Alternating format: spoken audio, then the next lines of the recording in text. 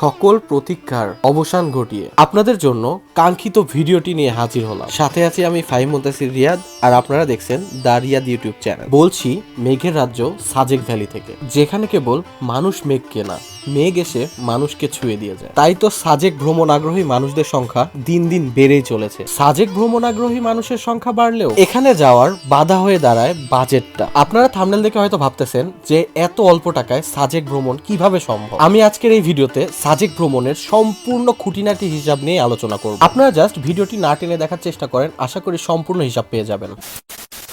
আজকে আমাদের সাজেক ভ্রমণটি শুরু হতে যাচ্ছে ঢাকার সায়দাবাদ টিকিট কাউন্টার থেকে। এছাড়া চাইলে আপনারা ফকিরাপুল কিংবা কলাবাগান থেকেও টিকিট কেটে নিতে পারেন। আর আজকে আমরা যাচ্ছি শান্তি পরিবহনের এই বিজনেস ক্লাস বাসটিতে। ঢাকা থেকে খাগড়াছড়িগামী যে কয়টা পরিবহন আছে তার মধ্যে শান্তি পরিবহন এই রুটের সেরা বাস হিসেবে ধরা চলে। কেবলমাত্র শান্তি পরিবহন ঢাকা থেকে খাগড়াছড়ি নয়, ঢাকা থেকে সরাসরি দিঘিনালা পর্যন্ত চলাচল করে থাকে। আর ঢাকা থেকে খাগড়াছড়ি পর্যন্ত আমাদের বাস ভাড়া পড়েছিল পার পার্সন 750 টাকা করে। আপনারা চাইলে শান্তি পরিবহন বাদেও আরো কিছু কোম্পানির গাড়ি আছে, সেগুলোতেও যাতায়াত করতে পারেন। আর আমার জানা মতে শুধু সেন্ট মার্টিন পরিবহনের একটা এসি বাসই এই রোডে চলাচল করে, আর সেটার ভাড়া পার পার্সন 1200 টাকা। ও হ্যাঁ, আর একটা কথা, আমরা কিন্তু সরাসরি দিঘিনালা পর্যন্ত এই বাসে গিয়েছিলাম।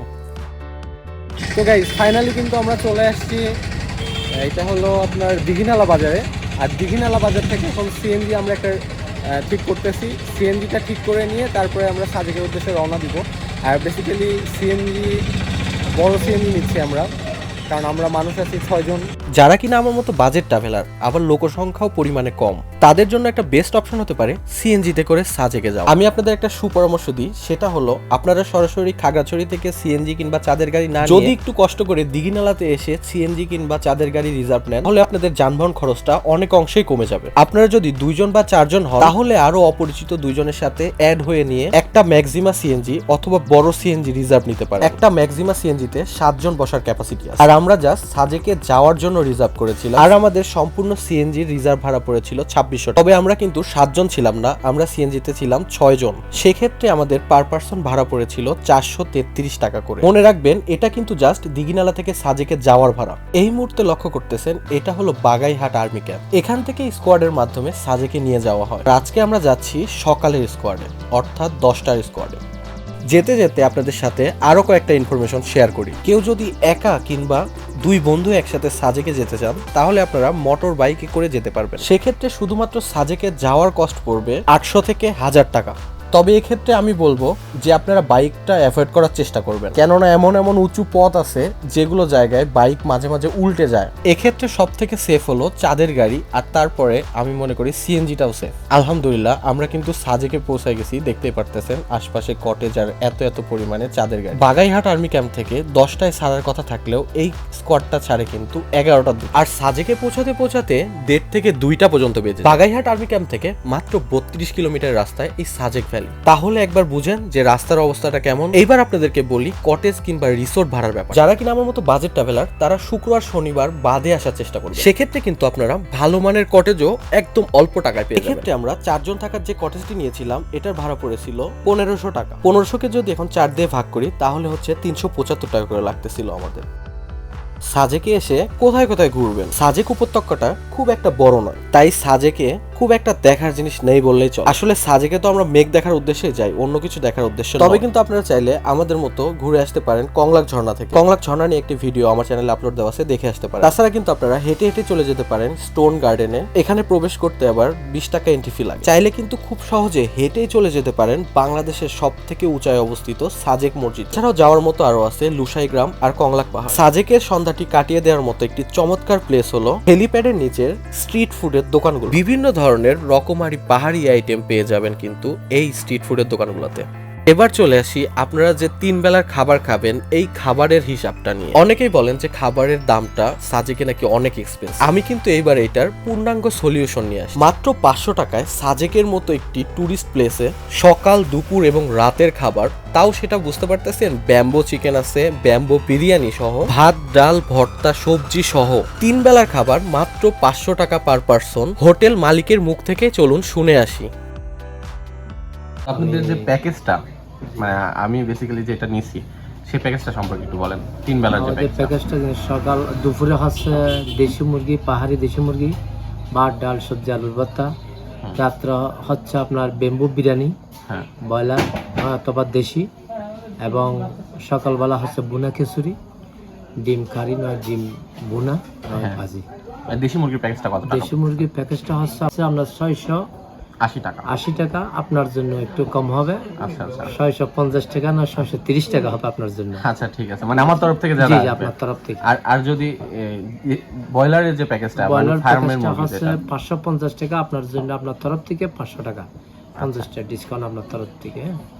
আচ্ছা ঠিক আছে, ধন্যবাদ আমাদের আপনাকে। পক্ষ থেকে ধন্যবাদ। আসসালামু আলাইকুম। আচ্ছা সাজেকে দেখতে পারবেন মেঘ আলো ছায়ার ভিন্ন ধর্মী ভিন্ন রকম রূপ, যেটি আপনার মনকে দিবে মানসিক প্রশান্তি। আর সাজেকে এসে যদি বৃষ্টির দেখা পেয়ে যান তাহলে তো আর কথাই নেই। মাশাআল্লাহ, এইবার কিন্তু আমরা ভরপুর বৃষ্টির দেখা পেয়েছিলাম। এইবার সাজেক থেকে ব্যাক করার ব্যাপারটা আপনাদের সাথে আলোচনা করি। যেহেতু আমরা কোনো রকমের রিজার্ভ না নিয়ে জাস্ট ওয়ান ওয়ে সিস্টেমে সাজেকে গিয়েছিলাম, সেক্ষেত্রে আমাদের ফেরার 3টা ওয়ে আছে। একটা হলো লোকাল চাঁদের গাড়ি, 2 হলো যেগুলো সিএনজি আমাদের মতো ভাবেই গেছে কিন্তু আসার সময় ফাঁকা আসবে সেগুলো সিএনজি, আর 3 নাম্বার হলো যারা কিনা কম যাত্রী নিয়ে গেছে কিন্তু আসার সময় আপনাদেরকে নিতে পারবে সেইগুলো ড্রাইভারদের সাথে কথা বলা। সেক্ষেত্রে আমাদের ভাগ্যে এরকম একটা সিএনজি পড়ে গেছিল, যে সিএনজিটা একদম ফাঁকা আসতেছিল। এক্ষেত্রে আমাদের মাত্র 400 টাকা পার পার্সনে আমরা একদম খাগড়াছড়ির সদরে এসে পৌঁছি। এরকম বেশ অনেকগুলাই সিএনজি কিন্তু সাজেকে যাতায়াত করে থাকে, তাই জন্য আমি বলবো আসার টেনশন আপনাদের করতে হবে না। তাছাড়া লোকাল চাঁদের গাড়ির সিস্টেম তো আছে। সেক্ষেত্রে আমরা খাগড়াছড়ি সদরে আসার পরে শান্তি পরিবহনের টিকিট কাটি আবার ঢাকা পর্যন্ত। খাগড়াছড়ি থেকে ঢাকার ভাড়া পড়েছিল পার পার্সন 750 টাকা করে। তো মোটামুটি 9 ঘন্টা জার্নির পরে আমরা ঢাকাতে পৌঁছাই। তো চলুন, এবার সময় চলে এসেছে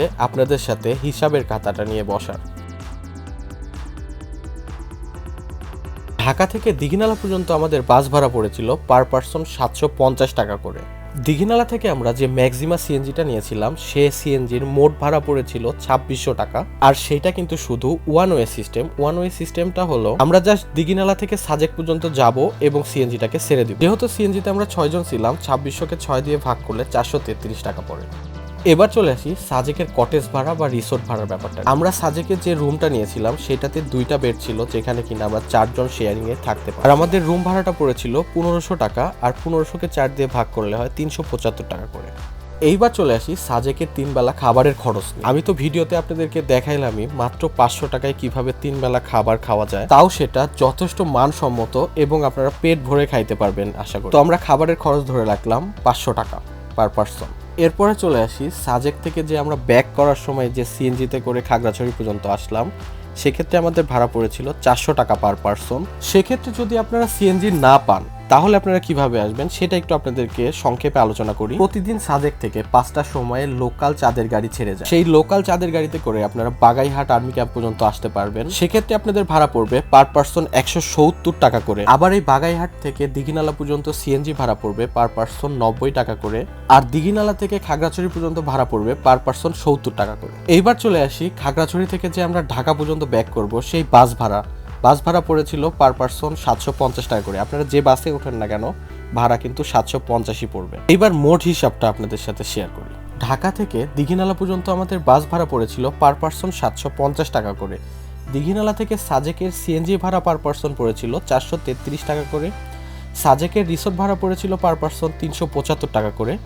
সাজেকের 3 বেলা খাবারের খরচ পড়েছিল 500 টাকা করে। সাজেক থেকে খাগড়াছড়ি ব্যাক করার সময় সিএনজি ভাড়া পড়েছিল 400 টাকা এবং খাগড়াছড়ি থেকে ঢাকা ব্যাক করার বাস ভাড়া পড়েছিল 750 টাকা পার পার্সন। তো আমি যদি সবগুলো একসাথে যোগ করি তাহলে হিসাব দাঁড়ায় 3208 টাকা। তো আমি এখানে যে হিসাবগুলো দিয়েছি এগুলো কিন্তু একদম লিগেল হিসাব। এছাড়াও দেখবেন বিভিন্ন ট্যুর অ্যান্ড ট্রাভেলস গ্রুপ এর থেকে অনেক অল্প খরচে সাজেকে এসে ঘুরিয়ে নিয়ে যায়। যাই হোক, ভিডিওটি আপনাদের কেমন লেগেছে সেটা অবশ্যই কমেন্ট করে জানাবেন। সাজেক রিলেটেড কোনো ইনফরমেশন জানার থাকলে সেটাও কমেন্ট করতে পারেন, আমি সেই কমেন্টে সেটার অ্যান্সার দেওয়ার চেষ্টা করব। আমার চ্যানেলে যদি নতুন হয়ে থাকেন চ্যানেলটিকে সাবস্ক্রাইব করে সাথে থাকবেন, আর যারা আগে থেকে আছেন তাদেরকে অসংখ্য ধন্যবাদ। তো গাইজ, আজকের মতো বিদায় নিচ্ছি। দেখা হচ্ছে নেক্সট ব্লগে, নেক্সট একটি সুন্দর জায়গায়। ধন্যবাদ সবাইকে, আল্লাহ হাফেজ।